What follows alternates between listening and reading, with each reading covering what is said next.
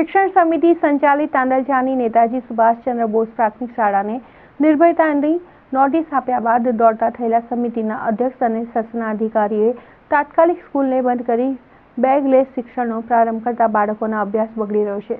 હરણી બોટાદ દુર્ઘટના બાદ જાગેલા વહીવટીતંત્રે તમામ બિલ્ડિંગોની ચકાસણી યાદ કરી હતી અને સાથે સાથે નગર પ્રાથમિક શિક્ષણ સમિતિ સંચાલિત શાળાઓની પણ તપાસ કરવામાં આવી રહી છે. જે તપાસમાં જર્જરિત થયેલી શાળાઓને નિર્ભયતાની નોટિસ આપવામાં આવી હતી. ત્યારે હાલમાં જ તાંદલજા વિસ્તારમાં આવેલ નેતાજી સુભાષચંદ્ર બોઝ પ્રાથમિક શાળા પોતાના જીવનના જોખમે અભ્યાસ કરીને વિદ્યાર્થીઓની પડખે કોર્પોરેશન આવી હતી અને તાત્કાલિક નિર્ભયતાની નોટિસ પાઠવી સ્કૂલના મરામતની જાણ કરી હતી. નોટિસ મળતા શિક્ષણ સમિતિએ આળસ મળી હતી અને તાત્કાલિક 11 જેટલી શાળાઓની મરામતની કામગીરી હાથ ધરવામાં આવી હતી.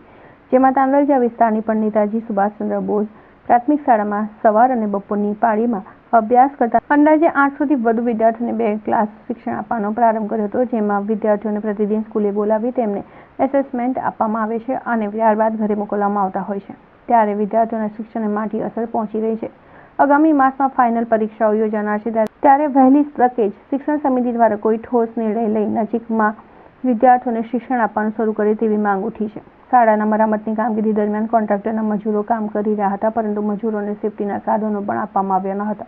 ત્યારે કાલ ઉઠીને જો કોઈ દુર્ઘટના ઘટશે તો જવાબદાર કોણ તેવા વેધક સવાલ ઉઠ્યા છે. 5 વર્ષ તો થઈ જ ગયા. આપણે તો એસએમસી માં છે જ એના ઠરાવો બિલ આપણે આપણી જાતે જ કડિયાને બોલે. આપણા એસએમસી ના ખુદ કડિયા યુસુફભાઈ જે છે એસએમસી જે છે એસએમસી ના એના કડિયા છે એમ ના થ્રુ એ આપણે એમાં પણ એ છે પડી ગયેલા દેખાયા હતા.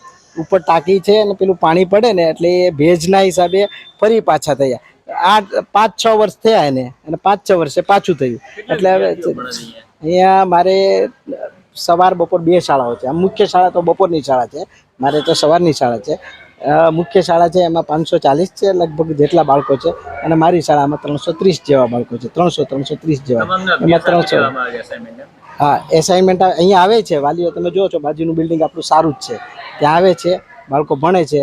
પણ પેલું ફૂલ ટાઈમ ભણે એવું આપણે ના કરી શકીએ. એટલે એમને પ્રોજેક્ટ સમજાવવામાં આવે છે અને પ્રોજેક્ટ લઈને જાય છે, પ્રોજેક્ટ તૈયાર કરીને આવે છે. જે કાંઈ પ્રશ્ન પૂછવો હોય તો વાલી સાથે બાળક આવે છે અને બાળક 1-2 કલાક ભણતર લઈને જતું રહે છે અને પાછું આવે છે.